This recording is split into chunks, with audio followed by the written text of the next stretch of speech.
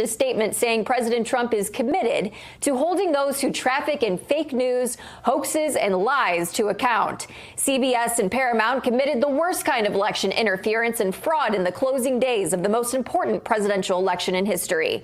President Trump will pursue this vital matter to its just and rightful conclusion. Let's take a look back at some of that 60 Minutes interview. Vice President Harris told us she's determined the U.S. must win the economic competition with China for the 21st century. And as for the war between Russia and Ukraine, what does success look like in ending the war in Ukraine? There will be no success in ending that war without Ukraine and the UN Charter participating in what that success looks like. Would you meet with President Vladimir Putin to negotiate a solution to the war in Ukraine? Not bilaterally without Ukraine, no. Ukraine must have a say in the future of Ukraine. As president, would you support the effort to expand NATO to include Ukraine? Those are all issues that we will deal with if and when it arrives at that point.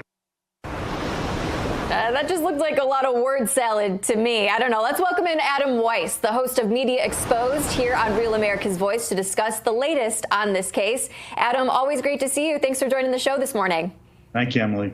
So lawyers that are looking to dismiss, they're calling this lawsuit an affront to the First Amendment. They say it's not based in law or fact. We just watched some of that interview. Do you think that those cuts that they made to the Kamala Harris 60 Minutes clip, did that stretch beyond just editorial judgment? I think that they really stretched it because, come on, this whole interview could be taught in universities and across the country, because they laid all the groundwork for this one interview because she didn't want to do all the other interviews. And they knew they'd get a friendly, free, easy interview from you. And it even comes down to some of the questions. When Bill Whitaker asked her, let me just give you the most basic question. Why do you want to be president? She went on this word salad about, I have ambitions, I have dreams, I have hope. And then he came back and said, wait, madam, why do you want to be president again? And she said, I have a career and I have dreams. And it's just a word salad that she was constantly doing through the interview. They were playing, fixing it all along.